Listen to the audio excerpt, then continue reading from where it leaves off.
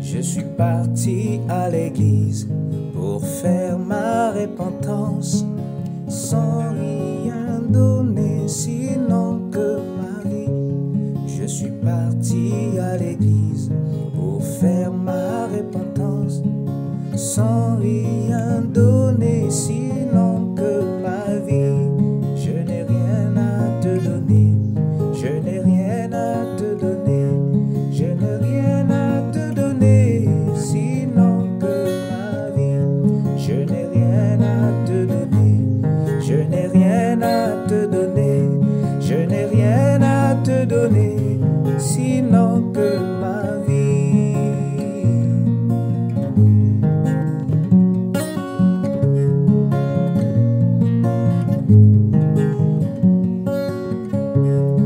Pour aller au ciel, on ne donne pas de l'argent.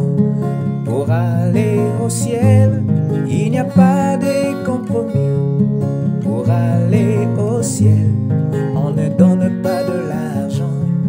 Pour aller au ciel, il n'y a pas de compromis. Je vous salue tous au nom du Seigneur Jésus-Christ et nous bénissons encore notre Dieu qui nous donne cette occasion d'être de nouveau rassemblés autour de sa parole.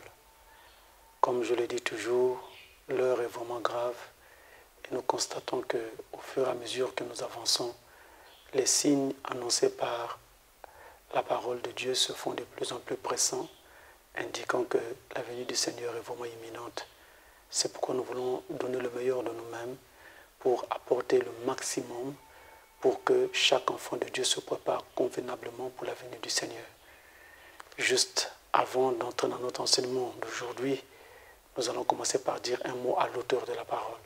Prions.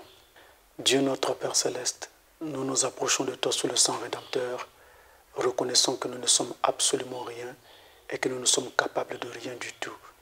Nous venons sous le sang, ensevelissons le moindre manquement et tout péché, Père Tout-Puissant, et prions pour avoir l'assistance du Saint-Esprit pendant ce moment. Puisse le Saint-Esprit enseigner la parole et puisse le Saint-Esprit amener la parole droit dans nos cœurs. Nous comptons sur toi et nous avons foi que ce que nous venons de demander est déjà accordé. Qu'au travers du monde entier, Seigneur, ton peuple puisse être touché par la parole de Dieu, saisi profondément, Père Tout-Puissant, et faire un véritable voyage avec toi dans le royaume du Fils de ton amour. Nous prions, Père Tout-Puissant, que la spiritualité de chacun devienne plus profonde à partir des éléments que nous allons apporter ici, au nom de Jésus-Christ, et pour sa seule gloire. Amen. Alors nous allons prendre nos Bibles dans le livre des Rois, 2 Rois chapitre 23, le verset 3, le passage que nous sommes en train de lire depuis que nous avons commencé notre étude sur « Je m'engage ». Nous venons donc 2 Rois chapitre 23, le verset 3, et nous lisons au nom du Seigneur. Le roi se tenait sur l'estrade et il traita alliance avec l'Éternel, s'engageant à suivre l'Éternel et à observer ses ordonnances, ses préceptes et ses lois de tout son cœur et de toute son âme, afin de mettre en pratique les paroles de cette alliance écrites dans ce livre. Et tout le peuple entra dans l'alliance. Nous prenons également 1 Thessaloniciens chapitre 5, le verset 17, et nous lisons « Priez sans cesse ». Vous l'avez donc compris, aujourd'hui, dans notre enseignement sur « Je m'engage », nous allons parler sur « Je prierai ». C'est la clause de l'alliance sur laquelle nous allons parler aujourd'hui. Par la grâce de Dieu, nous avons vu les premiers éléments qui entrent en jeu dans cette alliance. Et j'ai confiance que le Saint-Esprit nous a vraiment aidés.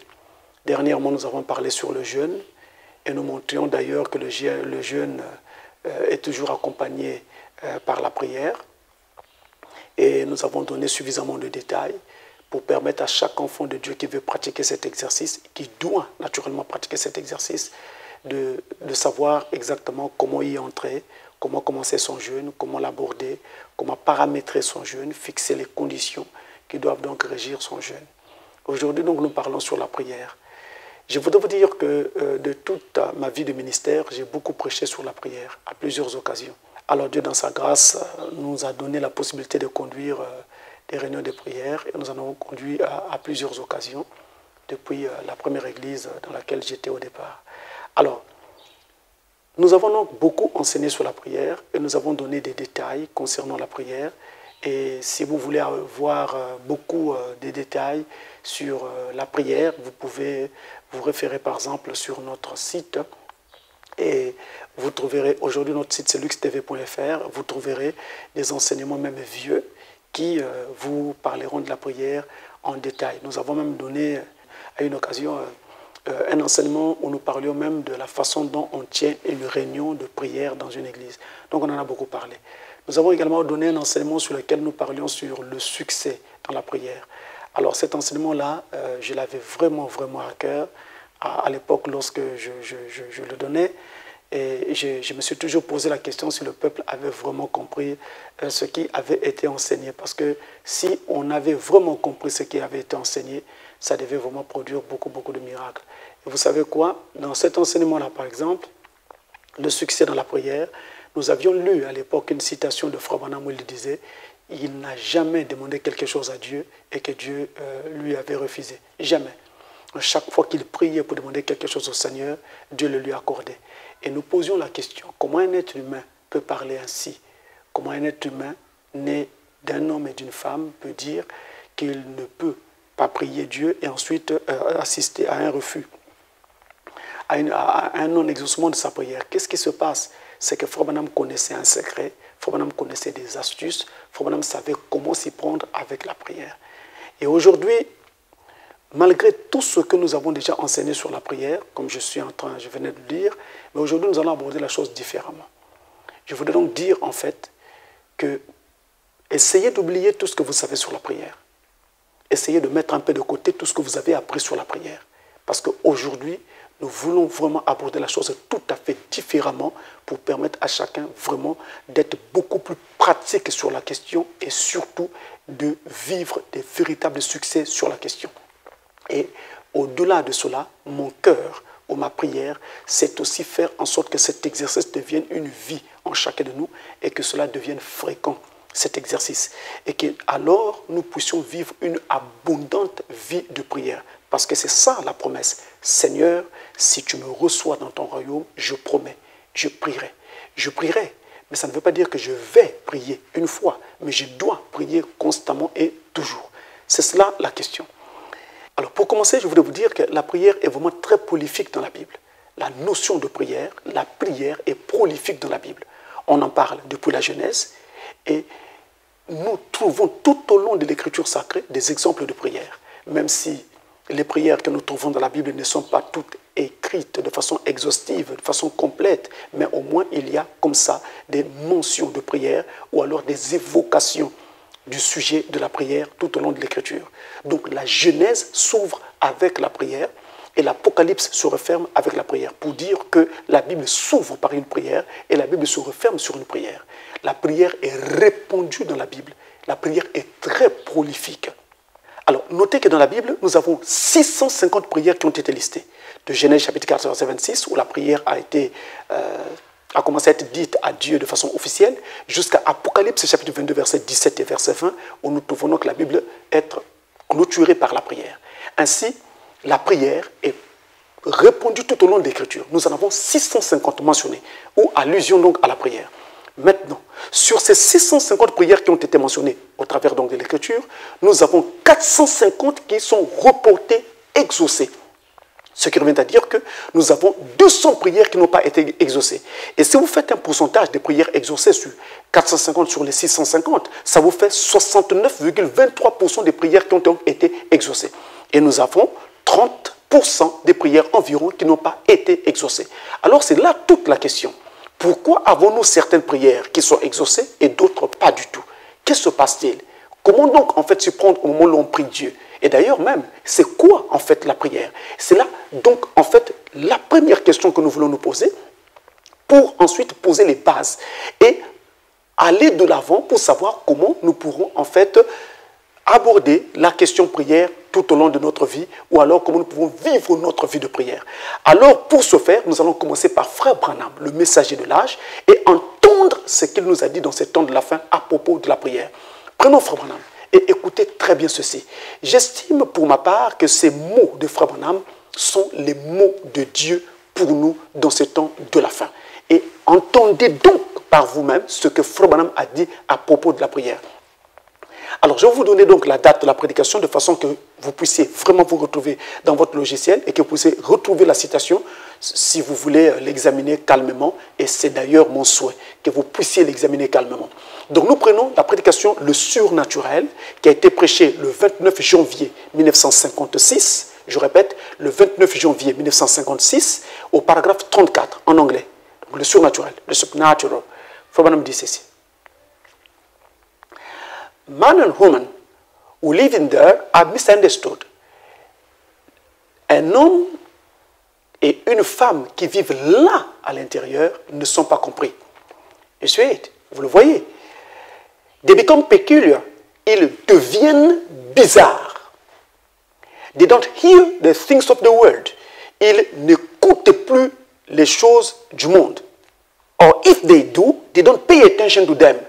Ou s'ils le font, ils n'y prêtent pas attention. They just move on. Ils ne font qu'avancer. God never put that in there for nothing. Dieu ne les introduit pas là-dedans pour rien. God never come for just any half of that way. Dieu ne vient jamais comme au petit bonheur. Prayer is not a perhaps. La prière n'est pas un peut-être. Prayer is a sincere thing. La prière est une chose sincère. Prayer is talking to God. La prière, c'est parler à Dieu. Prayer is not get down, shut your eyes, and thinking about your washing or your work you're doing. Prier, ce n'est pas s'asseoir, fermer les yeux et penser à votre lessive ou au travail que vous êtes en train de faire. Say, dire, Lord, help me and John, and heal Miss John, and so forth. Seigneur, aide-moi et aide aussi John, et guéris Madame John, et ainsi de suite. That's not prayer. Ce n'est pas cela la prière. That's repeating some words. C'est juste répéter des mots. But prayer is to come into an atmosphere. Mais la prière, c'est entrer dans une atmosphère. When you realize that you are in the presence of God, où vous réalisez que vous êtes dans la présence de Dieu. And you're moving there in the deepest of sincerity. Vous y entrez par une sincérité profonde. First you say a little worship. Premièrement, vous dites une petite adoration. Oh, Jehovah, how I love you. Oh, Jehovah, combien je t'aime. You see it, vous le voyez. Then after the worship of prayer, et après la prière d'adoration, then you come with a sincere heart asking. Alors vous venez avec un cœur sincère pour demander. Voilà ce que Frère dit à propos de la prière. Et il continue en disant, if ye abide in me, si vous demeurez en moi, not go out from behind the curtains in the world today and run around and try to get back in the curtains tonight. Non pas sortir de derrière les rideaux pour aller dans le monde et courir. Et ensuite essayer de revenir dans les rideaux ce soir. If you abide in me, my words abide in you. Si vous demeurez en moi et que mes paroles demeurent en vous.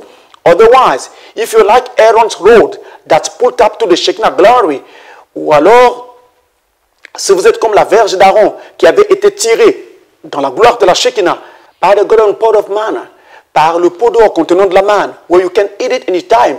Vous pouvez donc la manger à n'importe quel moment. And your soul is refreshed and blooming and yielding. Et votre âme est rafraîchie et épanouie et sédente, abiding, constant. If you abide in me, si vous demeurez en moi, my words abide in you, et mes paroles demeurent en vous, then ask what you will, it'll be given to you. Et alors demandez ce que vous voudrez et cela vous sera accordé. Frère montre donc au travers de cette écriture ce que c'est que la prière. Et je voulais dire ceci. Il y a très peu de passages de Frère Branham dans tout le message où il explique la prière comme il vient de le faire ici dans cette prédication, le surnaturel. Cette prédication, ou cet enseignement, ou plutôt ce passage que je viens de lire, est en fait la clé qui définit clairement pour nous ce que c'est que la prière. Ici, les mots du messager sont précis et clairs pour nous indiquer ce que la prière est véritablement et ce que la prière n'est pas. Vous allez voir qu'au travers de cet enseignement, nous allons beaucoup nous servir de cette citation et nous allons la prendre comme une sorte de base pour construire tout ce que nous allons construire. Le prophète commence par nous dire que la prière n'est pas un hasard. Dieu ne vient jamais comme au petit bonheur. La prière n'est pas un hasard. Ce n'est pas comme si j'étais en train de jouer à une loterie. J'essaye de prier pour voir si quelque chose se produira ou pas. Si je viens avec une telle mentalité, avec un tel esprit, rien ne se passera parce que je ne suis pas constant. Je ne sais pas ce que je suis en train de faire. La prière n'est pas un hasard. Et le prophète dit encore que la prière n'est pas un peut-être. Je vais essayer de prier, peut-être que Dieu m'écoutera, peut-être qu'il y aura, peut-être que... La prière n'est pas cela. La prière n'est rien de tel. Il dit encore que la prière, c'est parler à Dieu. Alors là, nous avons l'une des définitions de la prière qui est en fait sous-tendue par toute la Bible, de la Genèse à l'Apocalypse. Prier, c'est parler à Dieu. La prière est le moyen que Dieu a donné à l'homme pour que l'homme lui parle. Vous savez, à l'époque, avant la chute de l'homme, qu'est-ce qu'il y avait avant que l'homme ne tombe? Eh bien, l'homme n'avait même pas besoin de prier. Parce qu'il avait Dieu en permanence en face de lui et tout, et il vivait dans la présence de Dieu. Mais quand l'homme est tombé dans le jardin d'Éden, il est sorti de la présence de Dieu. Le fait alors qu'il soit sorti de la présence de Dieu, il cherche à y revenir. Alors pour qu'il revienne, qu'est-ce que Dieu a fait? Dieu a pourvu un moyen permettant à l'homme d'avoir de temps en temps contact avec lui et d'entrer dans sa présence. Et ce moyen s'appelle la prière. Lorsque la rédemption aura pris fin et que nous serons repartis dans l'éternité, dans le ciel, dans l'éternité, nous n'aurons plus besoin de prier. La prière ne sera plus nécessaire parce que nous aurons retrouvé notre condition d'avant la chute. Ceci dit, nous sommes actuellement dans une condition où nous sommes dans la chute. Et donc, nous avons besoin de prier notre Dieu. Le canal qu'il nous a donné, le moyen qu'il nous a donné pour que nous puissions lui parler, avoir accès à lui, accès à sa présence, c'est donc la prière. La prière, c'est le moyen par lequel nous parlons à Dieu. Si vous voulez parler à Dieu, vous avez un moyen. C'est la prière. Utilisez la prière. Parlez à Dieu par la prière. Et William Branham l'a dit ici, prier, c'est parler à Dieu. La prière, c'est en fait parler à Dieu. Donc, la prière est un dialogue avec Dieu. La prière est une conversation avec Dieu. Si je suis en prière, je suis donc en conversation avec Dieu. Notez cela. Frère Branham ajoute que la prière est quelque chose de sincère. Donc, on doit dire à Dieu dans nos prières des choses que nous pensons véritablement. Si nous ne pensons pas ce que nous sommes en train de dire, notre prière n'est qu'un étalage de folie. Si je dis à Dieu dans ma prière, Père Céleste, c'est très bien. Et ça, ce sont des mots que nous entendons tout le temps. Père Céleste, c'est vraiment très bien. Mais est-ce que je pense vraiment? Est-ce que je le considère vraiment comme mon Père Céleste? Si je dis Seigneur notre Dieu, est-ce que je suis sûr que dans mon cœur, je le considère vraiment comme mon Seigneur? Est-ce qu'il est Seigneur pour moi? Est-ce qu'il est mon maître? Si je n'y pense pas, ma prière est déjà nulle dès le départ. La prière est quelque chose de sincère. On ne vient pas comme ça faire juste un étalage de mots pour montrer que nous savons prier ou que nous savons dire une prière ou que nous savons agencer des mots. La prière n'est pas un agencement de mots. Vous dites, mon ami, que si vous faites cela, eh bien, ça ne marchera pas. La prière est donc quelque chose de sincère. Et il ajoute que la prière, en fait, c'est entrer dans une atmosphère où vous réalisez que vous êtes dans la présence de Dieu. Alors, je parle aux chrétiens qui ont déjà eu une certaine expérience avec Dieu. Vous remarquerez que lorsque vous commencez à prier, il y a une onction qui descend. Et vous pouvez la ressentir. C'est la présence de Dieu. Et tout autour de vous, les choses deviennent en quelque sorte solennelles, sacrées. Il y a une atmosphère qui fait que vous sentez que, en tout cas, il n'y a plus de place pour ceci ou pour cela, ou même pour le péché, ou pour une pensée mauvaise. Il y a cette atmosphère qui se crée autour de vous. Et quelquefois, ça amène donc certaines manifestations comme une sorte de chaleur sur vous, ou n'importe laquelle des différentes manifestations. Si je me mets à les citer toutes ici, on risquera de dire, voilà, l'onction c'est ceci, ou l'onction c'est cela. Voilà pourquoi je ne voudrais pas ici les citer toutes. Donc voilà ce que c'est que la prière. On entre dans une atmosphère. On entre dans une atmosphère, ou plutôt, j'ai presque envie de dire que la prière, la vraie, vous introduit dans une atmosphère. Au moment où je commence à prier, je rentre dans une atmosphère et une fois que je suis dans cette atmosphère, je peux alors demander ce que je veux. Cela va arriver parce que j'ai touché le point qu'il fallait. Je suis arrivé à entrer dans cette atmosphère. Et cette atmosphère-là s'appelle en fait la présence de Dieu, dans laquelle donc nous rentrons. Et le prophète continue à dire, si vous demeurez en moi, pour indiquer qu'il ne doit pas s'agir de quelqu'un comme ça qui, aujourd'hui, il est en Christ, demain dans le monde, aujourd'hui en Christ, demain dans le monde. Il doit s'agir de quelqu'un qui est permanemment en Christ, il marche avec Christ et sa vie est cachée en Christ. Alors, il peut parler à Dieu, il a alors accès auprès du Père ou alors accès auprès du trône de la grâce. Voilà comment Frère Branham présente la prière. J'insiste pour dire que le prophète de l'âge dit que la prière n'est pas un hasard, la prière n'est pas un peut-être, mais la prière est quelque chose de sincère. Et ensuite, la prière, c'est le moyen par lequel nous parlons à Dieu, c'est donc parler à Dieu. Et la prière nous introduit dans une atmosphère. Cette atmosphère s'appelle la présence de Dieu. Par la prière, j'entre dans la présence de Dieu. Voilà ce que c'est que la prière selon le message de l'heure. Maintenant, comment on doit s'y prendre au moment où nous prions?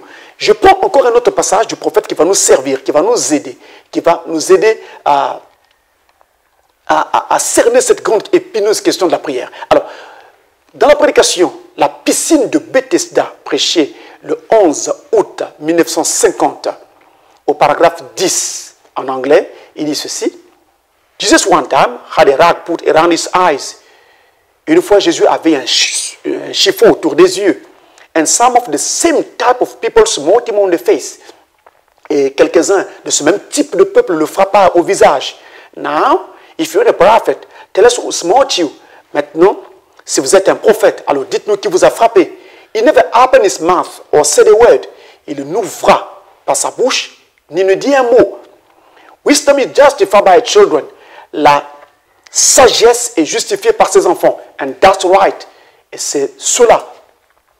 Écoutez très bien. Be in prayer. Soyez en prière. Be sincere. Soyez sincère. Have faith and believe. Ayez foi et croyez. Suivez très bien la cadence. Ayez foi et croyez. And God will perform the things. Et Dieu accomplira ces choses. But you must come reverent with spiritual faith in your heart. Mais vous devez vous avancer révérencieusement avec une foi spirituelle dans votre cœur. Or God can do nothing for you. Ou alors Dieu ne fera rien pour vous. The more humble you get, and the less you know about the things of the world, the better off you are in the sight of God. Plus vous devenez humble, et moins vous connaissez au sujet des choses du monde, mieux vous êtes aux yeux de Dieu. The greatest success I ever had was amongst the people who hardly could read or write. Le plus grand succès que j'ai jamais eu était parmi les gens qui pouvaient à peine lire ou écrire. But now I'm not trying to support my ignorance or prejudices. Maintenant, je ne sais pas de soutenir mon ignorance ou mes préjugés. But I say, mais je dirais, the biggest influence that the gospel of Jesus Christ has ever had has been this modern day education. Le plus grand obstacle que l'évangile de Jésus-Christ a jamais eu, c'est l'éducation de ce jour moderne. Voilà ce que le prophète nous montre à propos de la façon de s'y prendre au moment où nous prions. Qu'est-ce qu'il faut faire? Il faut savoir que nous devons venir en étant sincères. Dieu exige la sincérité au moment où nous nous approchons de lui pour la prière. Il dit encore que nous devons avoir foi et croire. Si vous ne croyez pas, si vous n'avez pas foi, rien ne se produira. Vous savez qu'on peut dire « je crois », mais on n'a pas la foi. Voyez-vous? Et ça, c'est facile, hein? Le langage humain, quand on dit que je crois, vous voulez dire que mentalement, vous acceptez le fait que telle chose se fera. Mais est-ce que dans votre cœur, cette acceptation est devenue une démonstration? Parce que la vraie foi est une démonstration. Alors là, c'est un problème. Donc, il faut avoir foi et croire. Nous allons encore y arriver. Foi et croire, c'est comme un slogan. On le dit tout le temps. Les évangélistes le disent ici et là, dans leurs différentes conventions, dans leurs campagnes, dans les églises, ça se crie. Ayez foi en Dieu, croyez, vous aurez, Dieu fera, Dieu fera. Mais souvent, les chrétiens ne voient rien. Or, il y a des choses, en fait, qu'il faut marcher à la machine. Nous avons besoin de saisir cela. Frère dit, ayez foi et croyez. Nous y reviendrons. Alors, notez, Frère dit qu'il faut également s'approcher respectueusement. Donc, quand on vient, on doit s'approcher respectueusement. Attendez, une minute. En parlant du fait d'avoir foi et de croire, rappelez-vous le célèbre passage de Hébreux chapitre 11, où il est écrit au verset 1 à 3, et même au verset 6, que la foi est une ferme assurance des choses que l'on espère, une démonstration de celles qu'on ne voit pas. Et sans la foi, on ne peut pas être agréable à Dieu. Et si vous avez donc la foi, c'est par elle que vous obtiendrez ce que vous cherchez auprès du Seigneur. Et le prophète montre encore, pour s'approcher à Dieu, auprès de Dieu, par la prière, il faut être le plus humble possible. Mettre de côté ce que nous pensons savoir, mettre de côté ce que nous croyons connaître, mais être le plus humble possible, le plus humble possible. Vous savez, il est écrit dans le livre de Jacques, au chapitre 4 et au verset 6, Dieu résiste aux orgueilleux, mais il fait grâce aux humbles. Cela est aussi écrit dans 1 Pierre chapitre 5 et le verset 5. Alors, voilà comment donc il faut s'approcher lorsque nous venons devant Dieu pour la prière. Nous devons nous approcher en étant sincères. Nous devons nous approcher en ayant foi et en croyant. Nous devons nous approcher respectueusement et nous devons nous approcher en étant le plus humble possible. N'oubliez pas ce qu'il vient de nous dire au travers de la première citation et ce qu'il vient de nous dire maintenant. Alors, notons ceci. Tout à l'heure, j'ai dit que nous avons environ 650 prières que nous trouvons dans la Bible. Et j'ai dit que cela part depuis Genèse chapitre 4, le verset 26. Mais en réalité, en fait, la prière a commencé de façon officielle à partir de Genèse 4, verset 26. C'est vrai. Mais avant Genèse 4, verset 26, la prière avait déjà existé. Écoutez bien. William Branham nous a dit, le prophète nous a dit que prier, c'est parler à Dieu. Or, à l'époque, dans le jardin d'Éden, bien avant Genèse chapitre 4, Dieu descendait chaque soir dans le jardin et parlait avec Adam. Donc, au moment où Dieu avait cette conversation avec Adam, il y avait donc, dans le langage d'aujourd'hui, prière. Dieu avait un échange avec Adam. Ou, on pourrait dire, Adam avait un échange avec Dieu. Adam avait une conversation avec Dieu. Adam avait un dialogue avec Dieu. Je l'ai dit en amont. J'ai dit que la prière, c'est un dialogue que l'on a avec Dieu. Donc, avant Genèse 4, verset 26, ou de façon officielle, la prière a commencé très tôt là-bas dans l'histoire. Eh bien, la prière avait aussi déjà existé. Mais, sauf que dans Genèse, au chapitre 3, nous n'avons pas un texte comme ça où la prière a été explicitée. Notez aussi que la prière, en fait, n'a pas existé à l'époque, dans le passé, sous la forme standardisée que nous la connaissons, sous laquelle nous la connaissons aujourd'hui. C'est ça la difficulté. Voilà pourquoi, si vous lisez un passage, par exemple, de l'Ancien Testament, vous aurez du mal à vous rendre compte que là, il est question d'une prière. Ici, il s'agit d'une prière. Tenez, je prends un passage tiré du Nouveau Testament. Lorsque l'on dit, dans Apocalypse chapitre 22, verset 17, l'Esprit et l'épouse dit, Seigneur, viens. On dira, non, ce n'est pas une prière. Mais si, c'est une prière. Parce qu'il s'agit là d'une demande. Parce que notez très bien, le mot prière, pour commencer, il vient du latin precare, qui signifie en fait demande. C'est ça ce que ce mot-là veut dire, étymologiquement parlant. Il veut dire demande. Donc dès lors qu'il y a une demande qui est adressée à Dieu, il s'agit là d'une prière. Dès lors qu'également qu'il y a un dialogue avec Dieu, et surtout au travers de ce dialogue, on est soit en train de remercier Dieu à propos d'une grâce accordée, ou on est en train de faire une pétition, une requête, de demander quelque chose à Dieu, il s'agit là d'une prière. Ainsi, même si nous disons que la prière de façon officielle a commencé dans Genèse 4, 26, il faut noter que la première prière mentionnée dans toute la Bible, ce n'est pas celle de Genèse 4, c'est celle que nous trouvons dans Genèse chapitre 3. Et donc, si la prière de Genèse 3 est la toute première prière qui ait jamais existé, je voudrais que nous puissions repartir à cette prière parce que je suis convaincu devant Dieu qu'au travers de cette prière se trouvent déjà les ferments nécessaires à la vie de prière ou à ce que la prière doit être ou sera alors plus tard. Et donc, ce que Dieu veut que nous sachions au sujet de la prière, nous allons certainement trouver cela déjà au travers de cette première prière, même si à l'époque, ce n'était pas standardisé, ce n'était pas structuré comme cela est le cas aujourd'hui. Nous partons donc dans Genèse chapitre 3, à partir du verset 8, et nous allons jusqu'au verset 13. Voici donc ce qui est écrit dans ce passage. Alors ils entendirent la voix de l'Éternel Dieu, qui parcourait le jardin vers le soir. Et l'homme et sa femme se cachèrent loin de la face de l'Éternel Dieu, au milieu des arbres du jardin. Mais l'Éternel Dieu appela l'homme et lui dit, « Où es-tu » C'est là que nous tirons la célèbre expression « Adam, où es-tu » ? « Adam, Adam, où es-tu » C'est là que nous tirons cette expression-là. Il répondit, « J'ai entendu ta voix dans le jardin et j'ai eu peur parce que je suis nu et je me suis caché. » C'est Adam qui parle à Dieu. J'ai entendu ta voix dans le jardin. J'ai eu peur parce que je suis nu et je me suis caché. Adam a un dialogue avec Dieu. Et l'Éternel Dieu dit, qui t'a appris que tu es nu? Est-ce que tu as mangé de l'arbre dont je t'avais défendu de manger? L'homme répondit, c'est un échange. Ils ont une conversation. L'homme répondit, la femme que tu as mise auprès de moi m'a donné de l'arbre et j'en ai mangé. Et l'Éternel Dieu dit à la femme, pourquoi as-tu fait cela? La femme répondit, le serpent m'a séduite et j'en ai mangé. Alors, je ne suis pas là pour enseigner sur le mystère, la sémence du serpent. Je suis en train de parler de prière. Vous voyez bien que dans la section que nous venons de lire, la section de l'écriture que nous venons de lire, il y a bel et bien un échange entre Adam et Dieu, entre Dieu et Adam, entre Ève et Dieu, et entre Dieu et Ève. Il y a bel et bien un échange. Il y a bel et bien une conversation. Il y a bel et bien un dialogue. Et donc, il y a bel et bien prière. Et remarquez très bien, quand ce dialogue commence, la première personne à parler dans ce dialogue, ce n'est pas Adam, ce n'est pas Ève, mais c'est Dieu qui parle en premier dans ce dialogue. Écoutez bien, j'y reviens.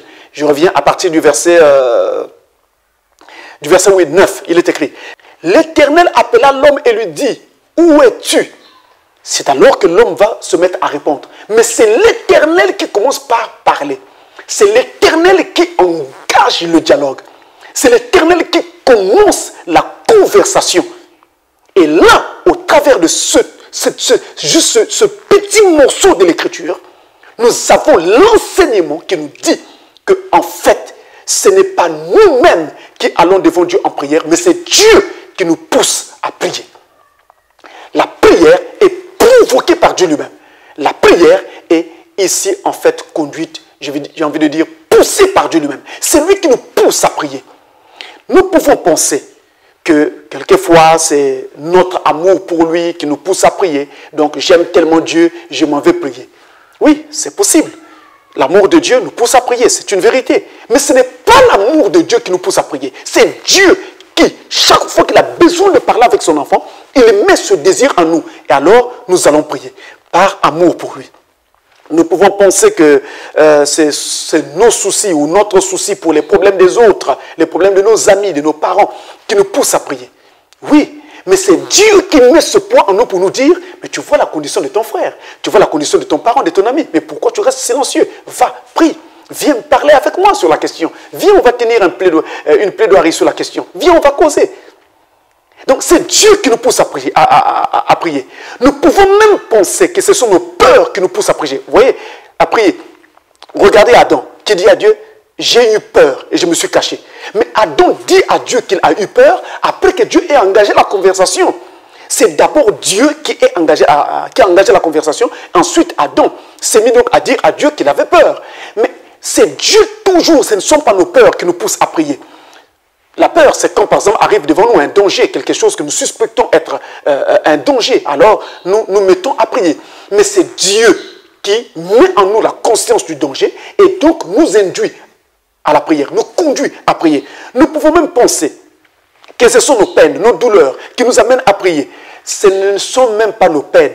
Nous ressentons de la douleur, c'est vrai, mais notez très bien que malgré le fait que nous ressentons la douleur, vous allez remarquer que votre douleur a commencé à un moment donné, et votre douleur certainement se terminera à un autre moment donné. Mais dans l'intervalle, vous ne commencez certainement pas à prier au premier instant où commence la douleur. Il va arriver pendant cette période, pendant cet espace, un moment où vous allez vous décider à prier. C'est Dieu qui met ce poids en vous pour vous dire, mais pourquoi vous restez silencieux avec votre douleur? Venez, parlons-en. Viens parler avec ton Père à ce sujet.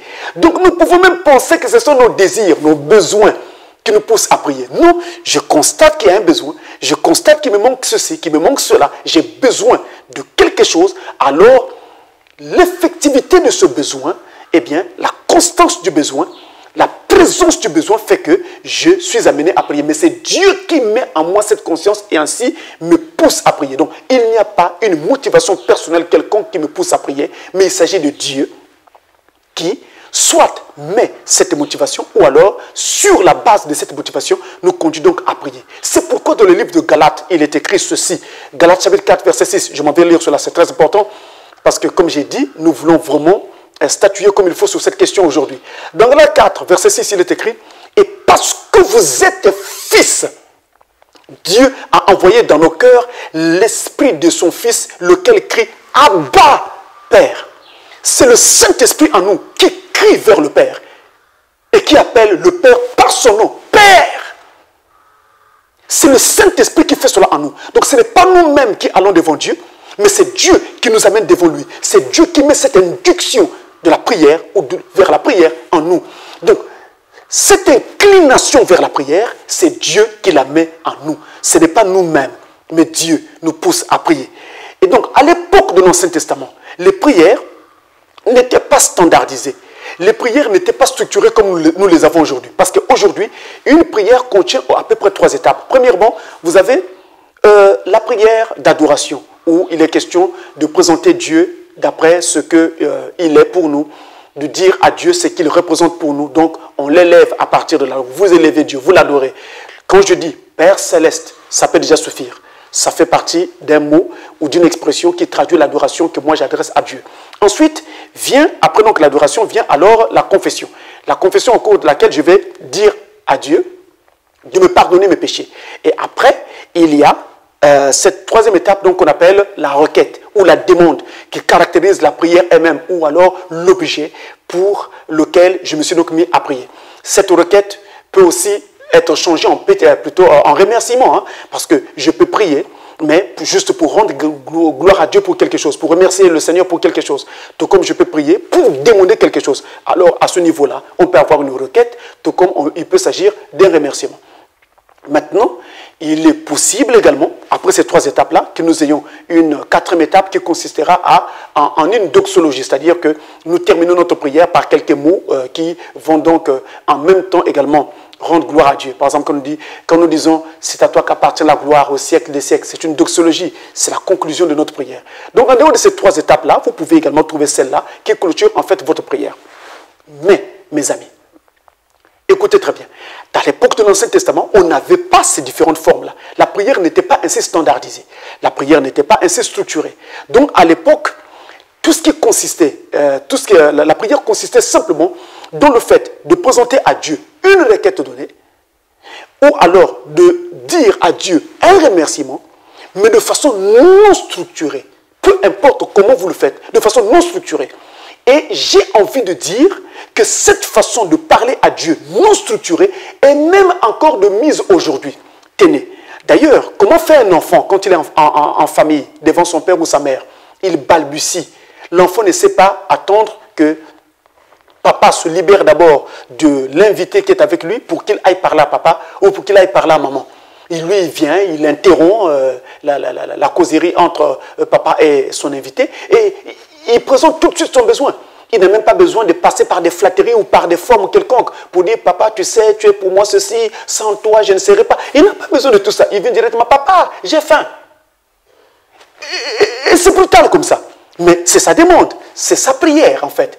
Et donc, jusqu'à ce jour, cela est toujours également de mise. Tenez, si vous êtes quelque part, comme je l'ai souvent enseigné, dans une eau, et il y a un caïman qui a pensé ce jour-là que vous êtes son repas du jour. Alors il vous voit, il se dit, voilà, ce monsieur va finir dans mon estomac.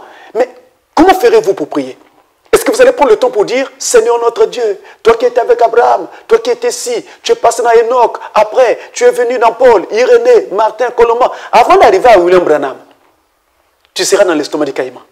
Donc, pour ne pas finir dans l'estomac du caïman, qu'est-ce qu'on fait? Dans un moment aussi difficile comme celui-là, la prière consistera seulement à dire, oh Dieu, sauve-moi.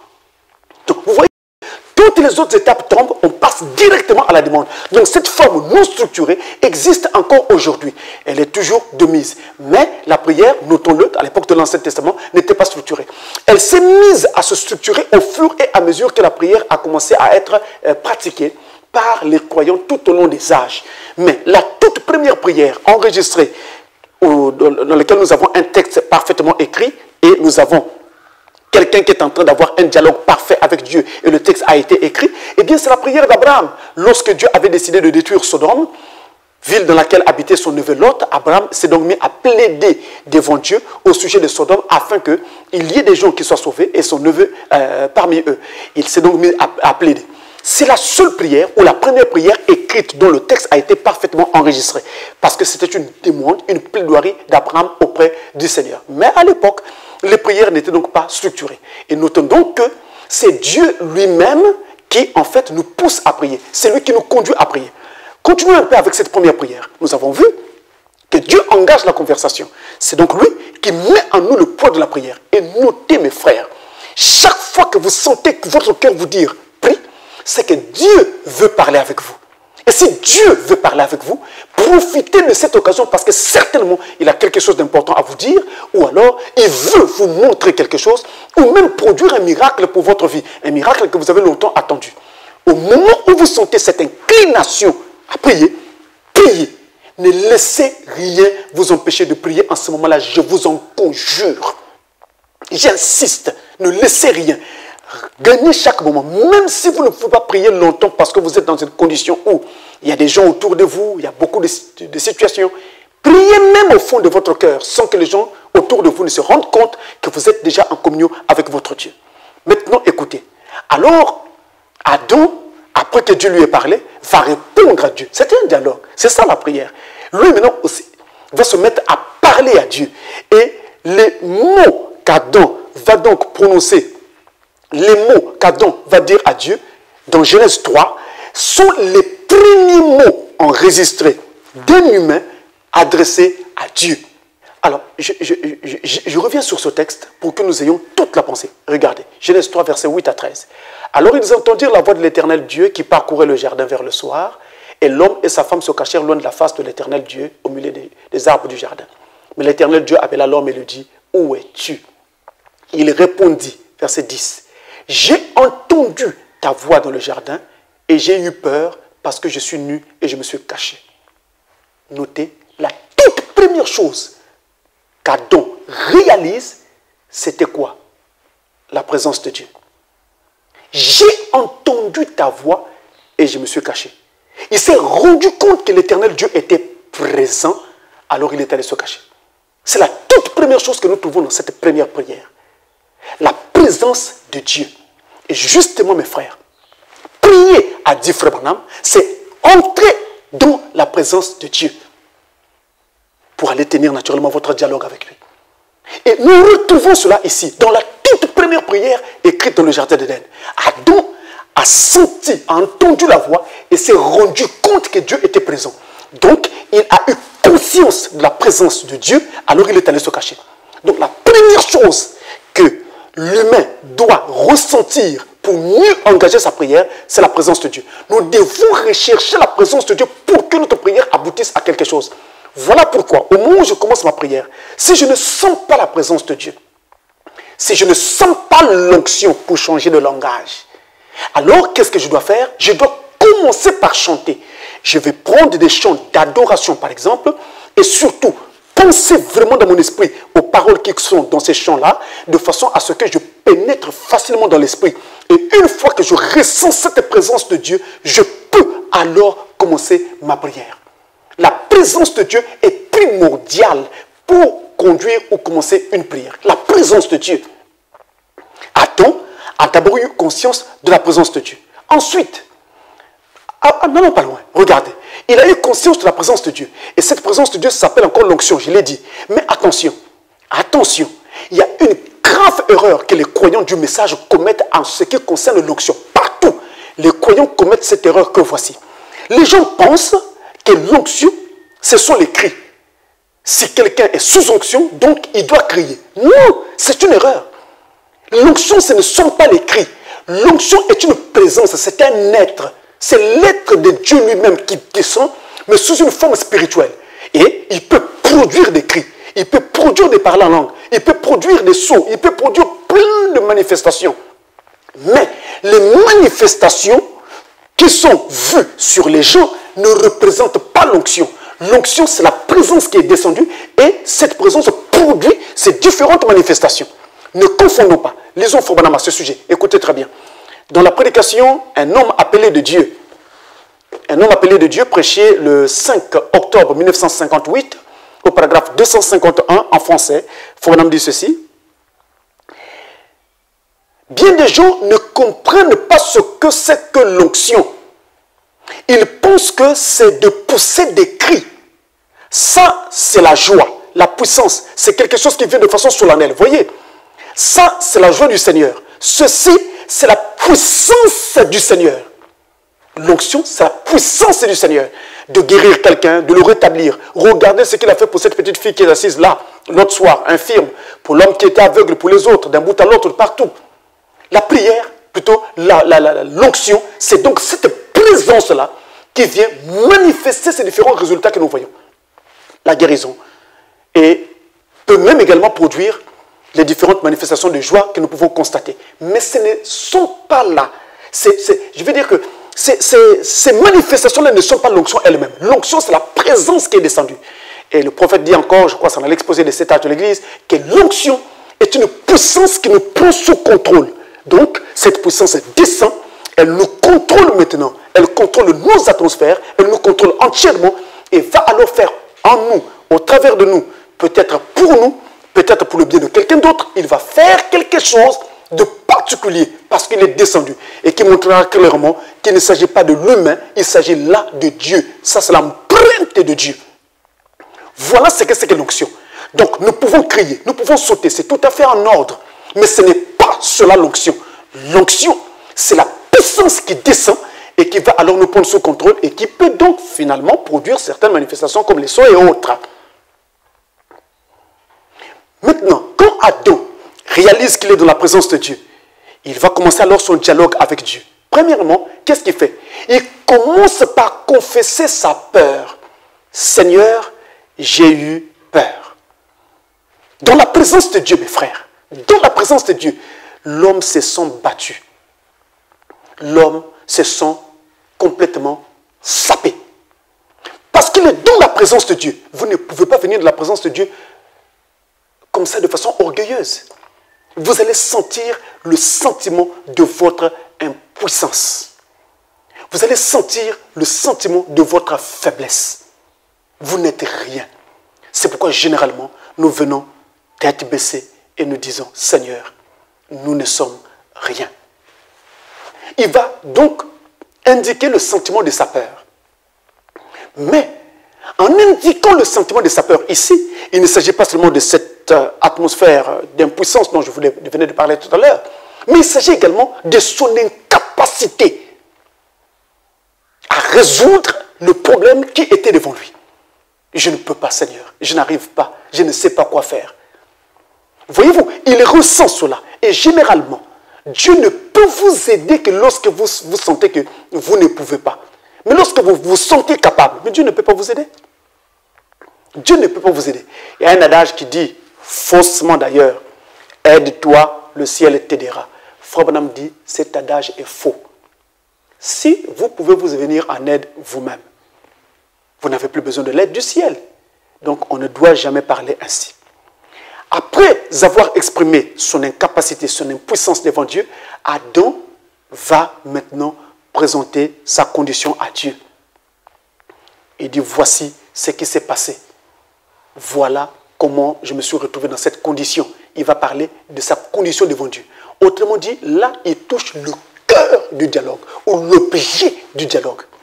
Autrement dit encore, il touche le cœur de la prière, la demande, la requête, ou alors qu'est-ce qu'il voulait exposer à Dieu, quel était son sujet de prière.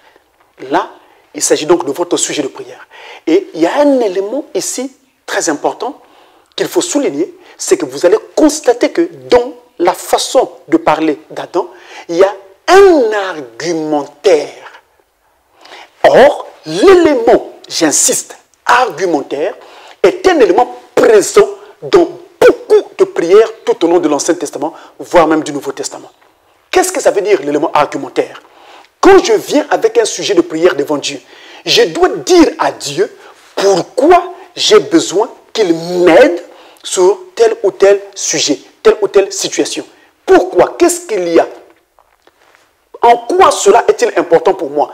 Qu'est-ce que cela représente pour moi? Si Dieu ne m'aidait pas, quel est le risque que je cours? Donc il y a un argumentaire.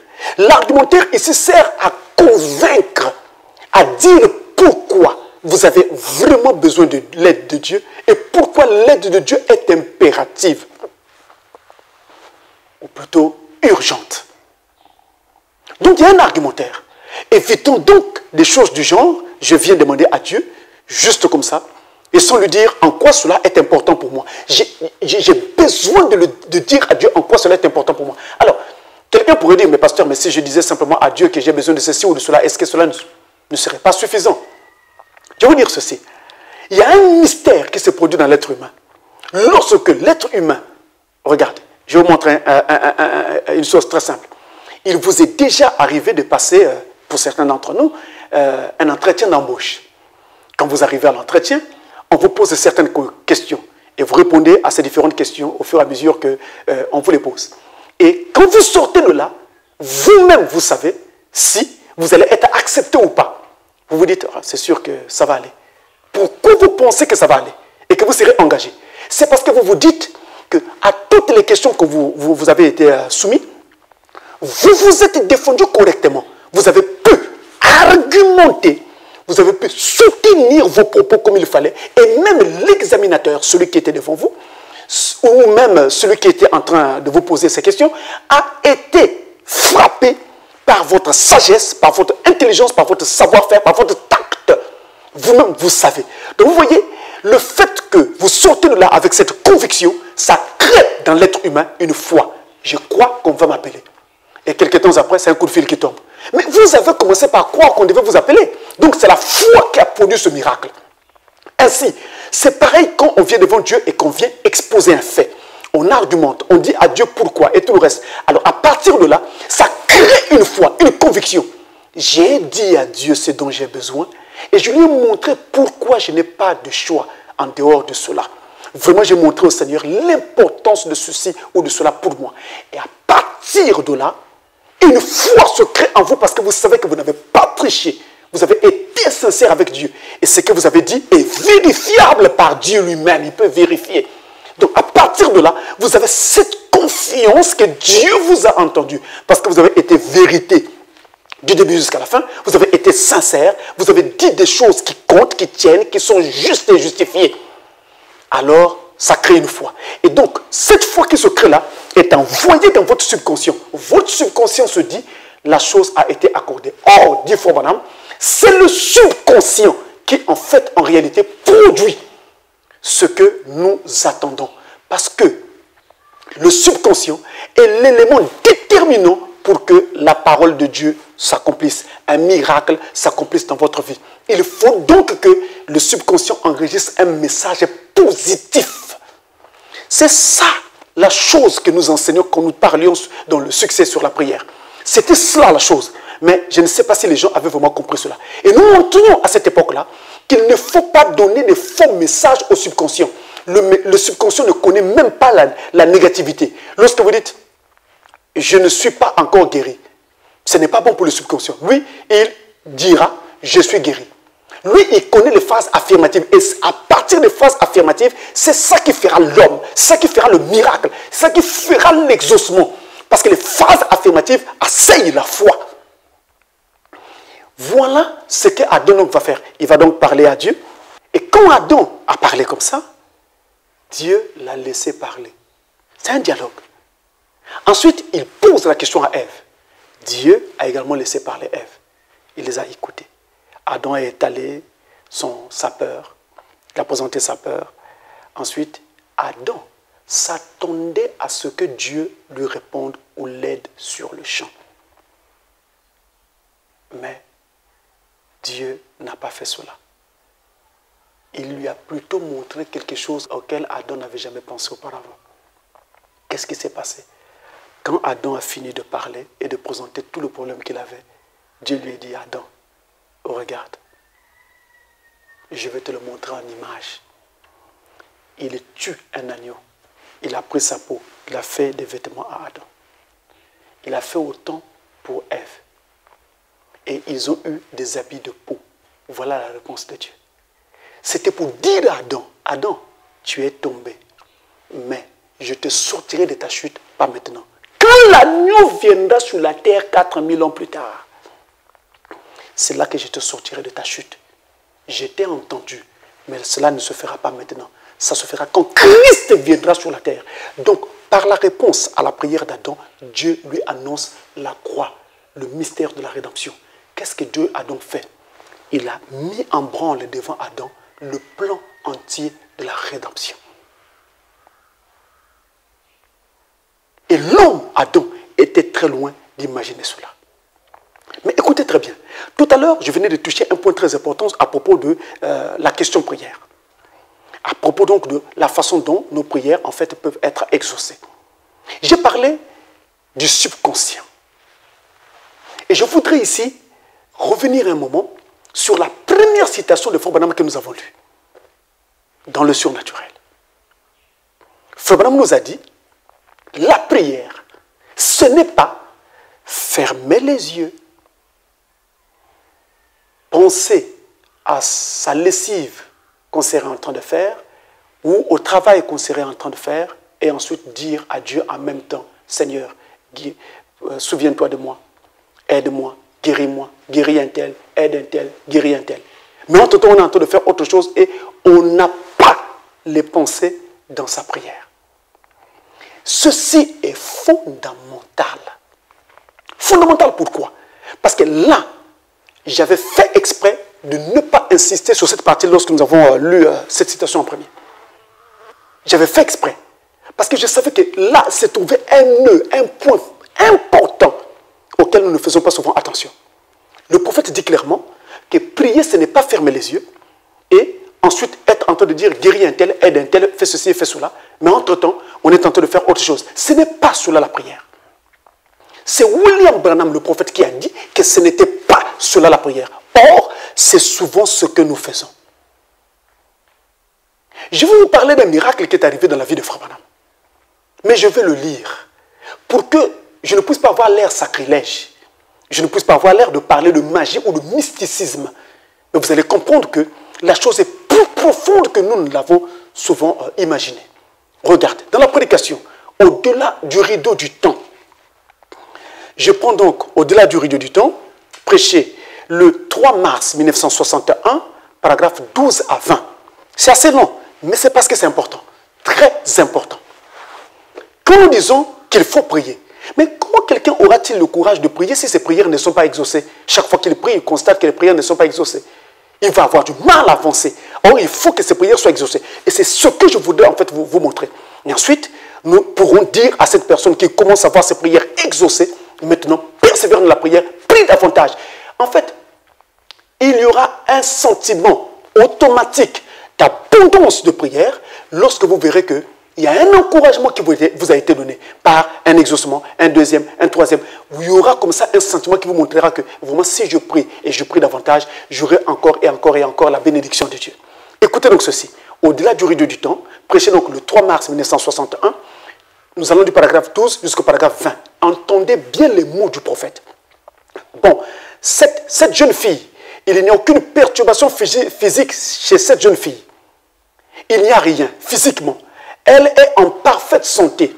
Mais c'est vraiment difficile à expliquer. Je m'arrête un instant là. Même le prophète reconnaît que c'est difficile à expliquer. C'est donc sur lequel je m'en vais vous parler maintenant. Toujours la prière. fait, je sais la chose. Je vis la chose. Mais comment l'expliquer? Ce n'est pas très facile. En fait, si on avait la possibilité d'ouvrir le cœur de chaque humain, de prendre la chose et de la placer là, c'est ce que nous aurions fait. Mais nous allons essayer. Et j'espère que le Saint-Esprit nous aidera. Écoutez très bien. C'est vraiment difficile à expliquer. Et en fait, ça ne s'explique pas.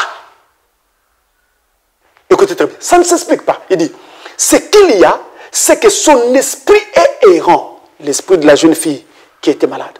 Vous voyez? Alors, il faut aller chercher son esprit et le remettre en place. Vous voyez? Arrêtons-nous un instant là. C'est terrible ça.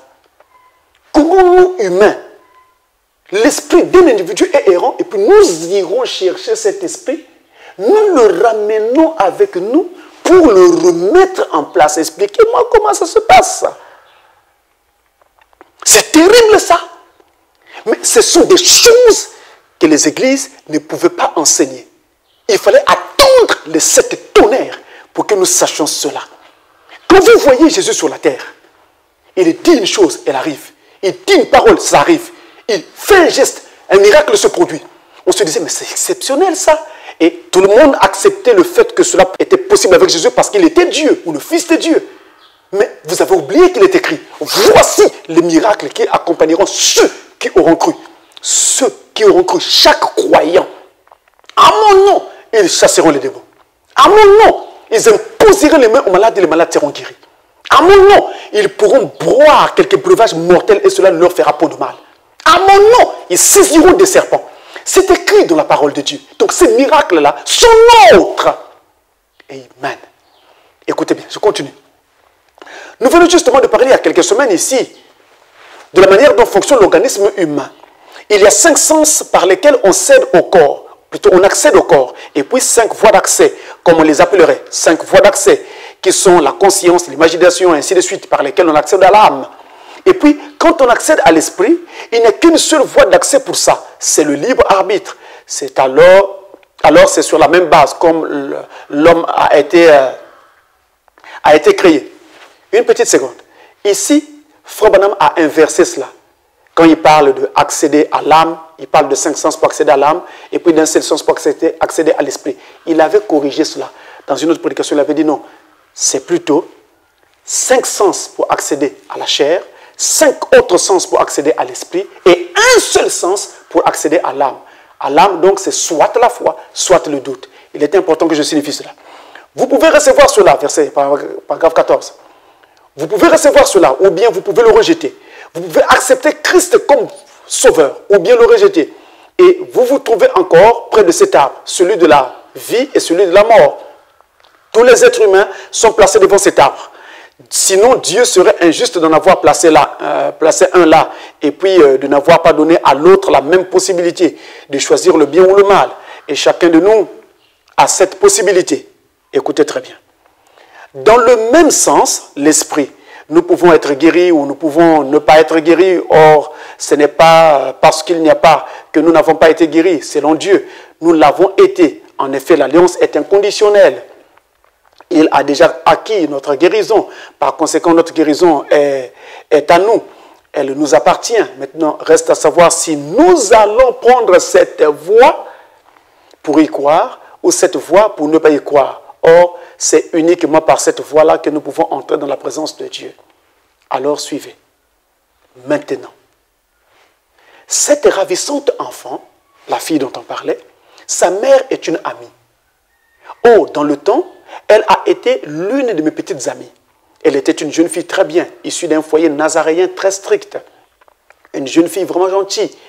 Et elle a un mari charmant. Lui aussi, je le connais très bien. Le jeune homme qu'il a épousé. Et elle n'était qu'une petite.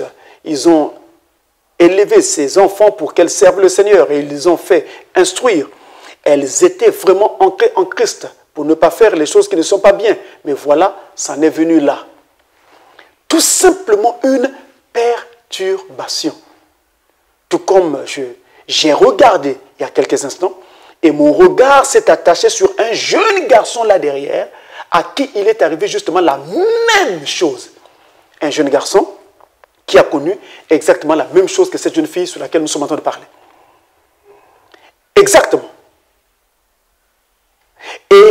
Nous sommes allés là un soir, chez frère Wright, et Orville était vraiment complètement perturbé. L'enfant en question, le jeune garçon s'appelait Orville. Et il, vous savez, là, il cherchait à me chasser hors de la maison. Nous qui sommes de si bons amis, Orville et moi, vraiment, c'est comme si j'étais son père. C'est moi qui ai célébré le mariage entre son père et sa mère. Et il sautait et il criait, sors d'ici, sors d'ici, sors d'ici. Vous voyez, maintenant, ce qu'il nous a fallu faire là, c'est pénétrer dans le domaine de l'esprit et aller chercher l'esprit de ce garçon. Vous voyez, beaucoup de douleurs avaient percé son petit cœur. Il est jeune. Et il avait vu beaucoup de choses. Et nous l'avons simplement ramené là où il devrait être.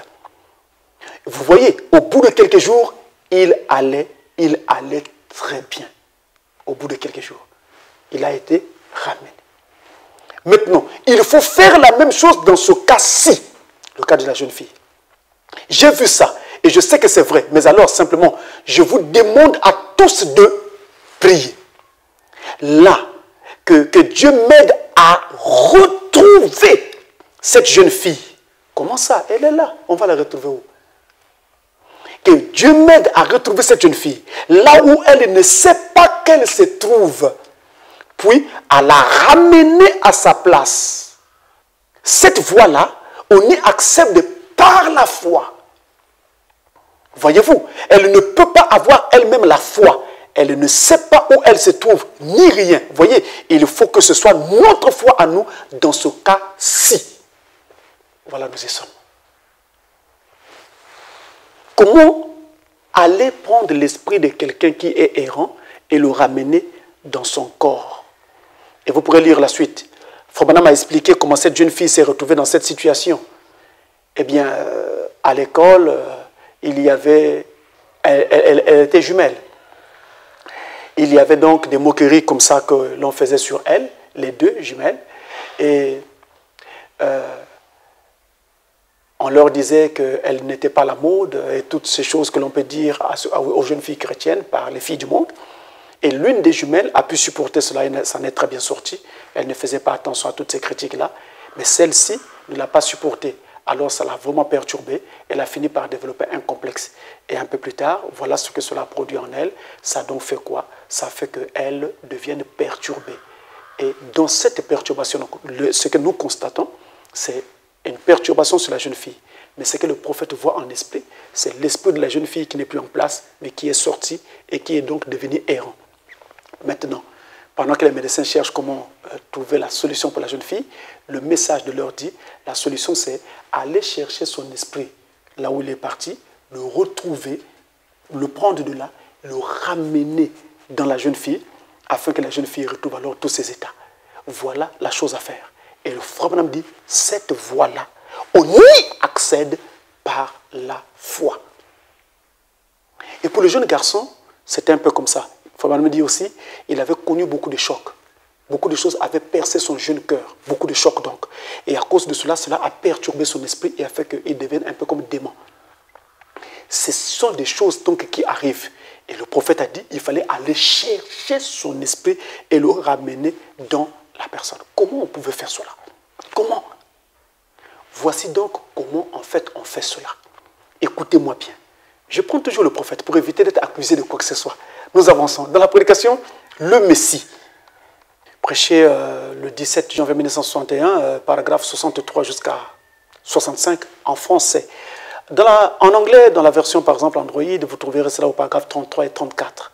Dans la version Android en anglais. Alors, je le prends en français, le problème dit ici, il y a quelque chose dans l'homme. C'est un Dieu.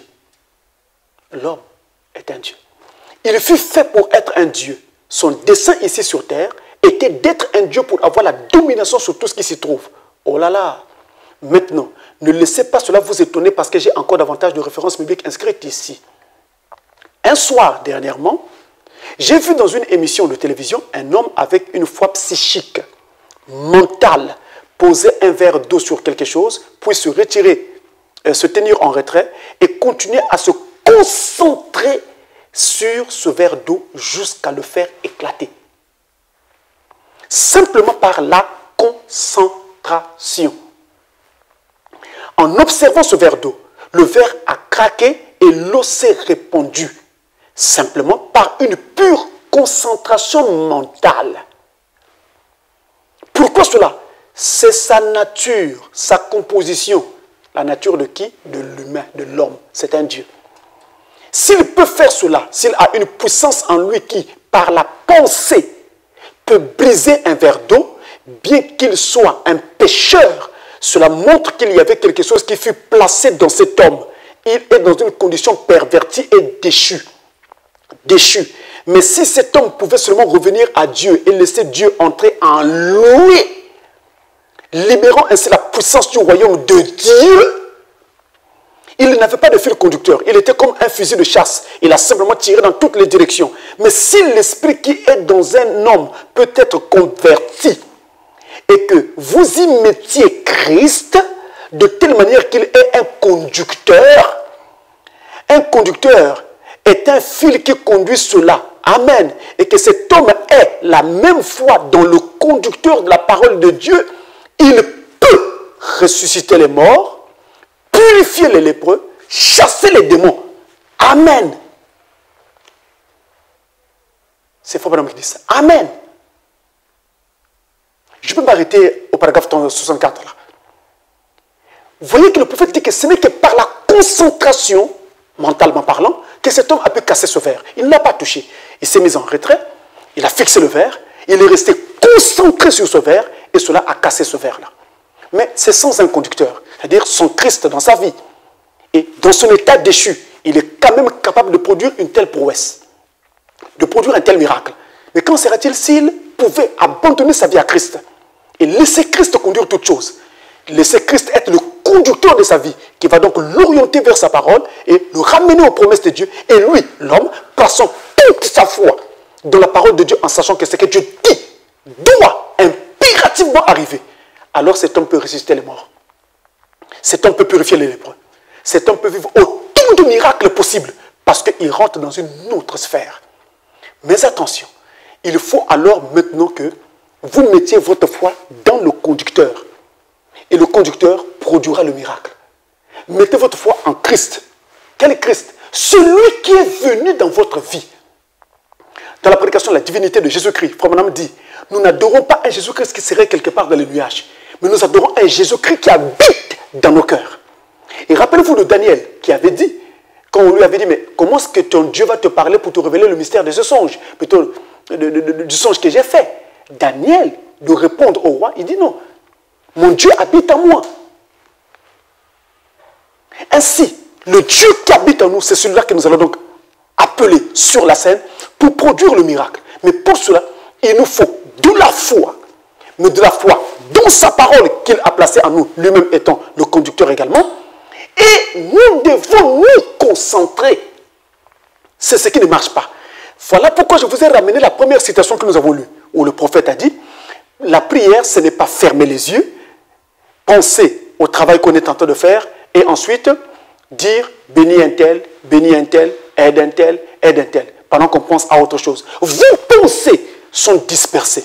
Vos pensées ne sont pas dans ce que vous êtes en train de demander.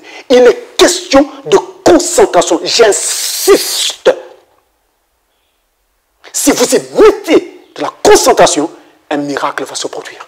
Regardez donc en fait, la concentration c'est quoi?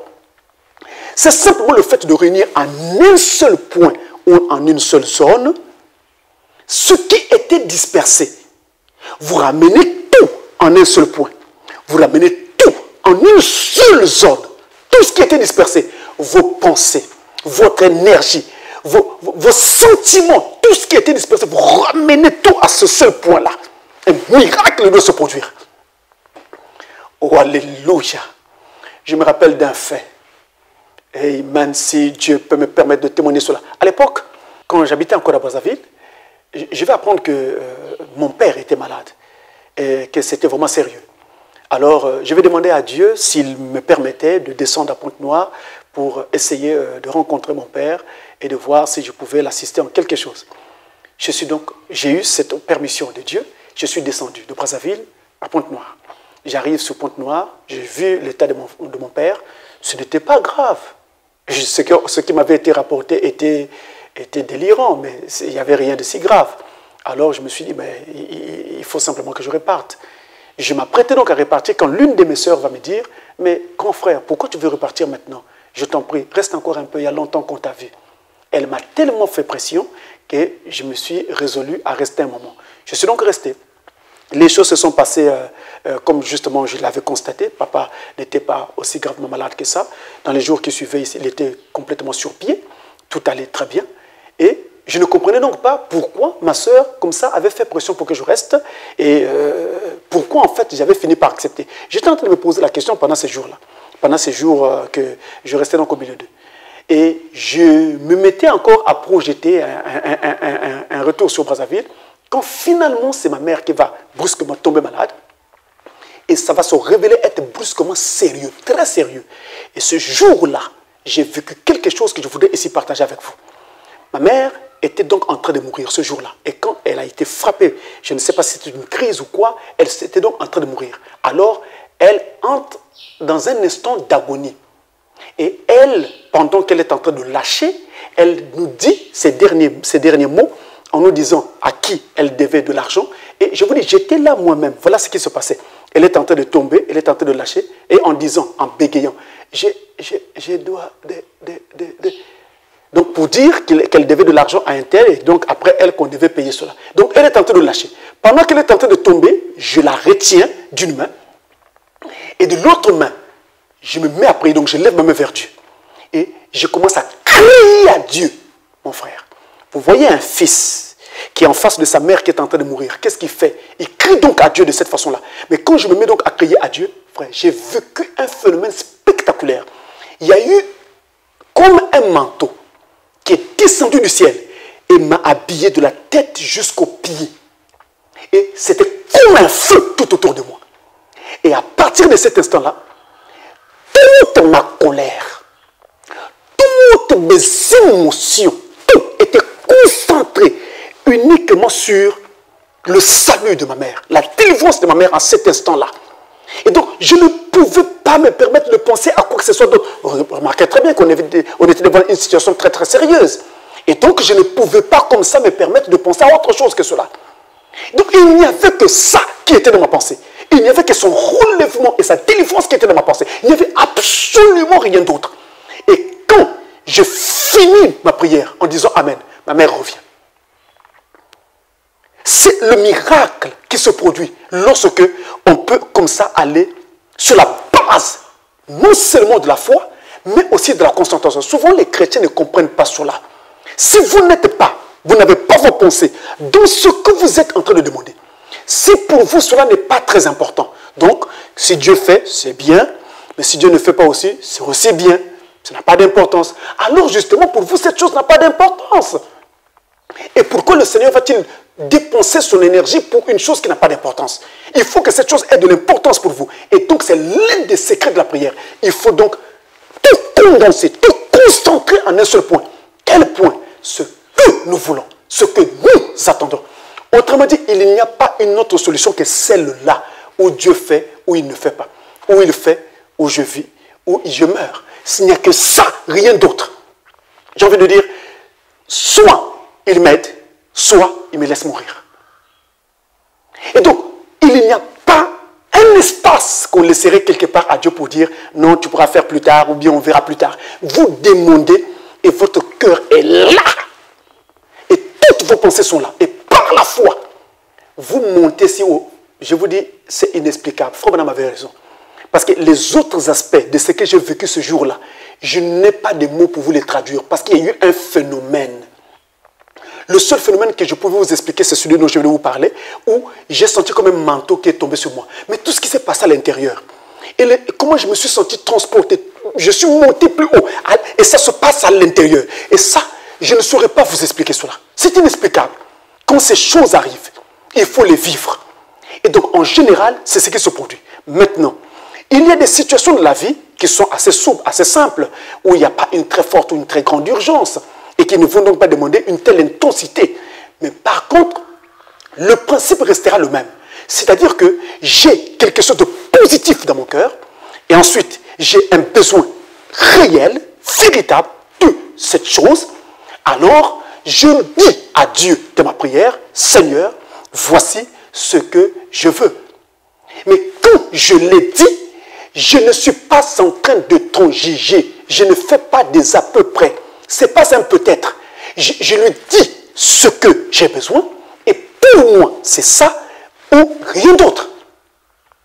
À partir de là, quelque chose doit se produire. Et quand votre subconscient a reçu le message comme quoi cette chose est arrivée ou cette chose a été accordée, ça devient alors, Hébreux 11, la démonstration de ce qu'on ne voit pas. Et cette démonstration est intérieure, dans votre intérieur, dans votre esprit. Vous voyez la chose déjà accomplie. Ce n'est pas vous qui faites un effort de voir la chose déjà accomplie. Il y a un mystère spirituel par la foi qui produit cela au moyen du Saint-Esprit. Alors vous voyez la chose déjà accomplie. C'est comme si vous étiez déjà comblé. C'est comme si vous étiez déjà exaucé. Et dès que ce petit sentiment, il est tout petit, dès que ce petit sentiment est venu frapper votre cœur, c'est terminé. La prière est exaucée. La prière est exaucée. Ça ne demande pas des muscles. C'est ce petit sentiment, c'est un tout petit quelque chose. La prière est exaucée à partir de cet instant-là, peu importe ce qui pourrait encore arriver. Voilà comment en fait une prière est amenée à être exaucée. Bien sûr, il y a d'autres notions comme par exemple le fait de toujours rester dans la parole, de ne pas vivre en dehors de la parole et toutes ces choses que vous connaissez déjà. Mais je parlais de ces petits éléments pratiques. Il ne faut pas être dispersé, j'insiste. Il faut que votre intérieur, donc votre subconscient, perçoive un message clair du besoin que vous avez et qu'il admette cela, qu'il le valide. Dès qu'il a validé cela, dans votre intérieur, c'est écrit que ceci est accordé. J'avais presque envie de vous dire beaucoup d'autres choses à ce propos, mais chaque fois que j'arrive là, je sens toujours quelque chose qui me dit ne le dis pas, ne le fais pas, ne le dis pas. Mais j'ai envie de vous dire, mes frères, si je veux quelque chose, cette chose se fera. Pourquoi je dis ça? Je parle comme Frère Branham le prophète, simplement pour vous dire qu'il y a des clés. Et j'ai essayé de mon mieux de vous les présenter. Mais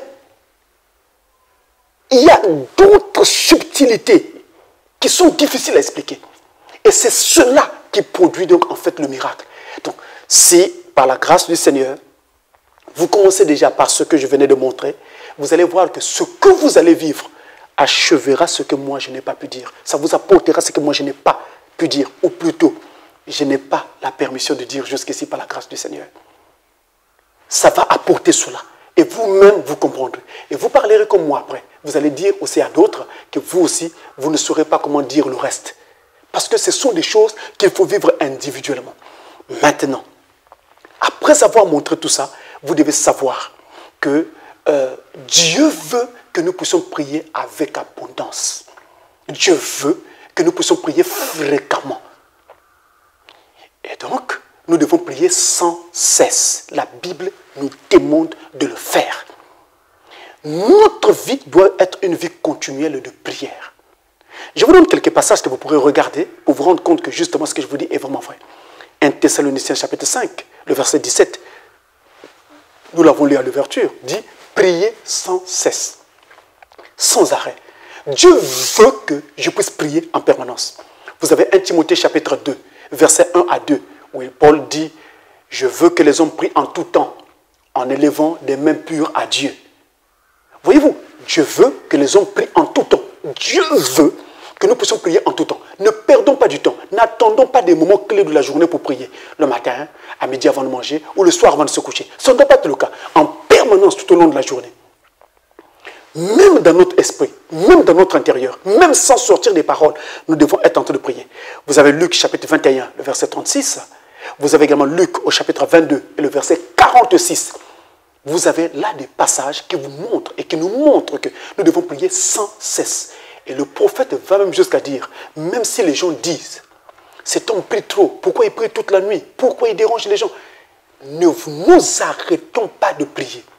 Ne nous arrêtons pas de prier. Parce que l'heure ne nous le permet pas. Seigneur, si tu me reçois dans ton royaume, je promets que je prierai. je promets que je prierai. Écoutez, je vous lis le prophète ici dans la prédication Le choix d'une épouse en anglais.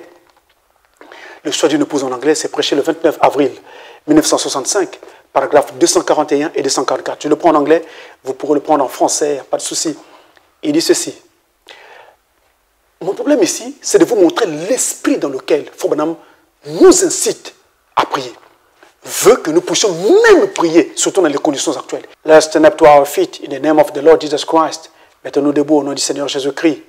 If you never hear my voice again, si vous n'entendez plus jamais ma voix, but God willing, I'm sending to Africa. Mais le Seigneur voulant, je pars pour l'Afrique in a few hours, dans quelques heures. I may never return. Je ne reviendrai peut-être jamais. I don't know, je ne sais pas. But I tell you, mais je vous dis, with all my heart, avec tout mon cœur, I've told you the truth. Je vous ai dit la vérité. I haven't shunned to declare to you everything that God has told me to say. Je n'ai pas évité de vous dire tout ce que le Seigneur m'a demandé de vous dire. And I have said it in the name of the Lord. Et je l'ai dit dans le nom du Seigneur. It's a solemn moment. C'est un moment solennel. I don't know how to express it. Je ne sais pas comment l'exprimer. Vous entendez ça? Il dit que c'est un moment solennel. I've tried to leave the pulpit 3 or 4 times. J'ai essayé de quitter la chair 3 ou 4 fois. I can't do it. Je n'ai pas pu. This is a solemn hour. Ceci est une heure solennelle. Don't you never forget it. Ne l'oubliez jamais. This is the time that may be making his last call. Ceci est le temps où peut-être Dieu serait en train de faire son dernier appel. I don't know. Je ne sais pas. He'll make his last call someday. Il fera son dernier appel un jour. When? Quand? I don't know. Je ne sais pas. But I'm telling you, according to that vision, it looks like that bride is about finished. Mais je vous dis, selon cette vision, il me semble que cette épouse est finie. Look at the nominal churches coming in. Regardez les églises nominales entrer. When the sleeping virgin come for oil, quand la vierge endormie vient pour chercher de l'huile, she failed to get it. Elle ne l'a pas eu. The bride went in. L'épouse entra. The rapture went up. L'enlèvement eut lieu. When they went to buy oil, the bridegroom come. Quand elle partit pour acheter de l'huile, l'épouse vint. Are you asleep? Wake up quickly. Êtes-vous endormi? Réveillez-vous rapidement. And come to yourself. Et vous revenez à vous-même. And let us pray, each one. Et prions, chacun de nous. Like we're dying at this minute. Comme si nous étions en train de mourir à cette minute. Amen. In the name of the Lord, dans le nom du Seigneur. Let each one pray in our own way. Que chacun de nous prie à sa propre façon. Nous avons besoin de prier dans notre propre langue, de notre propre façon, comme le Seigneur nous conduit. Mais nous devons prier. L'heure est grave. Il faut nous parler de cet instant-là, à la fin de ce culte sur le choix d'une épouse. Mais je crois que ça traduisait parfaitement l'instant dans lequel nous sommes en train de vivre dans cet âge final, où il s'agit en fait justement de la préparation de l'épouse. Et donc, dans ce temps-ci, nous avons besoin de prier comme si nous étions en train de faire face à la mort. Et vous voyez que si vous priez comme si vous étiez en train de faire face à la mort, vous n'allez pas prier en vous amusant. Vous n'allez pas prier en riant. Vous n'allez même pas prendre la prière à la légère. Mais la vie de prière deviendra précieuse et sérieuse pour vous. Parce que c'est comme si la mort elle-même était devant nous. Qui sait ce qui pourrait arriver demain? Qui sait? L'heure est très très grave. Nous avons besoin de prier. Et donc toute notre vie doit être une vie de prière. Vous savez, nous avons besoin de prier. Comme une maman qui a son fils ou son enfant malade, elle va mettre son enfant au lit le soir, sachant que l'enfant dort avec la fièvre. Elle ne dormira pas jusqu'au matin pour venir voir si l'enfant s'est bien réveillé. Cette maman, si elle aime son enfant, elle se réveillera toute la nuit de temps en temps pour venir vérifier la température de son enfant pour être sûr que tout va bien. Et nous de même, dans ce moment sombre, dans ce moment où tout vacille dans le monde, et je crois que le coronavirus vous a déjà donné un petit aperçu de ces grands changements dans lesquels nous entrons maintenant.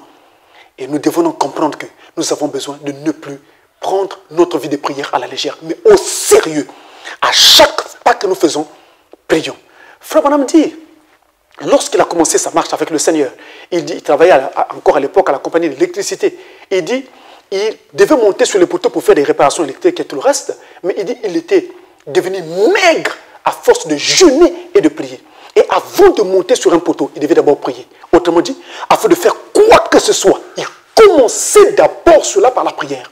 Mes frères, adoptons cette attitude et vous verrez que Dieu aura la première place dans nos vies et notre vie de prière sera abondante, elle sera vraiment riche et elle deviendra de plus en plus spirituelle parce que cette vie de prière, à force de prier, on apprend à prier. Et donc notre prière deviendra de plus en plus rapprochée de Dieu, de plus en plus spirituelle. Nous entrerons de plus en plus de la présence de Dieu et la présence du trône de la grâce ne nous sera pas étrangère parce que nous en aurions maintenant l'habitude. C'est ce que nous voulons faire. Seigneur, si tu me reçois dans ton royaume, je promets que je prierai. Mais vous avez vu comment on peut faire que votre prière ou sa prière soit exaucée. Il y a des petites astuces comme ça, des petits secrets qui peuvent aider à l'exaucement donc de la prière. Mais il faut aussi que cette prière soit abondante. Alors, je ne peux pas vous apporter tous les autres détails maintenant à propos de la prière. Ce que je vais faire, je le mets donc juste à l'écran après cet enseignement. Comme ça, vous pourrez par exemple voir les différents types de prières qui existent avec les passages bibliques qui vont avec. Et vous pourrez, parce que ça va juste servir pour votre connaissance, parce que dans la vie réelle, comment faire la différence, par exemple, entre la prière d'adoration et la prière d'intercession ou la prière d'imprécation? C'est généralement la condition dans laquelle on se retrouve qui fera la différence. C'est-à-dire que la condition dans laquelle je me retrouve, condition qui va donc inspirer ma prière, c'est celle-là qui déterminera le type de prière en fait dans laquelle je vais devoir m'engager. Donc nous n'avons pas besoin de retenir cela comme ça, mais les conditions nous feront prier. Mais quand nous prierons, notre prière peut être classée dans telle ou telle catégorie de prière. Alors j'affiche cela à l'écran juste après que nous ayons prié. Comme ça, vous pourrez vous en servir. Et vous pourrez aussi voir à l'écran affiché quelles sont les différentes positions dans lesquelles nous pourrons prier. Il y en a naturellement 7 que nous pourrons adopter selon les besoins du moment pour pouvoir prier Dieu. On peut prier Dieu debout, on peut prier Dieu à genoux, on peut prier Dieu assis, on peut prier Dieu en fait à n'importe quelle position. Tout va également dépendre de notre état de santé ou même du lieu où nous nous trouvons ou de l'environnement dans lequel nous sommes, etc., etc. Il y a autant de choses comme cela. Mais le plus important, c'est de savoir que la prière, c'est le fait de parler à Dieu, de savoir que la prière est une chose qui est sincère. La prière, c'est en fait entrer dans une atmosphère. Et la meilleure façon de commencer sa prière, c'est de commencer d'abord par entrer dans cette présence de Dieu, dans cette atmosphère-là. Et une fois que nous sommes entrés là, alors nous pouvons commencer à demander. Mais notre demande doit être sincère pendant que nous l'adressons à Dieu. Et il faut éviter d'avoir l'esprit éparpillé. Tout doit être concentré sur ce que vous êtes en train de rechercher. Et je vous le dis, le miracle doit se produire. Alors maintenant, inclinons nos têtes. Nous allons nous approcher du Seigneur. Nous chantons un tout petit chant, juste avant de dire un mot au Seigneur. C'est encore l'ancien Saint-Esprit, et Satan ne peut l'approcher. C'est pourquoi le peuple le craigne. Il est si bon pour moi. L'ancien évangile, l'ancien évangile, l'ancien évangile, il est si bon pour moi. Donnez-moi l'ancien évangile, l'ancien évangile, l'ancien évangile, il est si bon pour moi. Prions. Et chacun là où il est, il va adresser sa prière à Dieu en disant, Seigneur, maintenant, je promets, je prierai. Si tu me reçois dans ton royaume, je promets que je prierai. Prions. Dieu, notre Père Céleste, nous rendons grâce pour la parole qui nous a encore été donnée et qui est venue, Seigneur, nous apporter un éclairage sur la prière, sur notre vie de prière, la façon de conduire notre vie de prière, la façon de nous rapprocher de toi et même, Seigneur, la façon de provoquer l'exaucement de Dieu. Seigneur, nous te prions de nous regarder simplement au travers du sang de l'agneau, de ne pas tenir compte de nos faiblesses et de nos manquements et de tout ce qui a été comme erreur, Seigneur, quand nous te prions autrefois. Oh Dieu Tout-Puissant, permets que nous puissions trouver grâce à tes yeux, afin que maintenant, Seigneur, que nous sachions, Seigneur, nous approcher de toi. Et non seulement, Père Céleste, que nous sachions nous approcher de toi, mais que cela devienne une vie abondante en nous, Père Tout-Puissant, et partout, Seigneur, là où il y avait faiblesse, nonchalance et paresse quant à la prière, que tout cela disparaisse dans tes enfants, ici et partout dans le monde, au nom tout-puissant de Jésus-Christ, le Fils de Dieu, qu'une abondante vie de prière s'empare de nous. Que Seigneur, ne pas prier devienne pour nous comme un crime. Ne pas prier devienne pour nous un problème. Ne pas prier devienne pour nous, Seigneur, un sérieux problème. Que toute notre vie soit prière. Toute notre vie ne soit que prière, Seigneur. Que ta sagesse nous inspire et que ta grâce par le Saint-Esprit nous conduise dans nos prières. Car la Bible elle-même dit que nous ne savons même pas comment il faut prier. Nous ne savons même pas ce qu'il faut qu'on vienne de demander dans nos prières. Mais l'Esprit lui-même intercède par nous par des soupirs inexprimables. Oh notre Dieu, puisse ces faibles mots qui ont été prononcés ici, Seigneur, aider tous les cœurs ici et partout dans le monde. Que par ta grâce, tes enfants saisissent le mystère de la prière qui consiste en fait à parler à Dieu. Et que Seigneur notre Dieu Tout-Puissant, cet échange entre toi et tes enfants est maintenant parfaitement lieu. Dieu Tout-Puissant permet aussi qu'au travers de cet enseignement, ceux qui ne te connaissaient pas te connaissent, Seigneur. Peu importe dans quoi Satan était en train de les lier, je les déclare libres au nom tout-puissant de Jésus-Christ. Que les chaînes qui les retenaient encore dans ceci, dans cela, dans n'importe quelle vie de péché, tombent au nom de Jésus-Christ, le Fils de Dieu. Qu'ils en soient délivrés, Seigneur. Et par ta grâce, qu'ils reviennent sur le chemin. Bénis abondamment notre vie de prière partout. Et que maintenant nous soyons une armée de la prière. Dans le nom de Jésus-Christ, nous avons prié. Amen.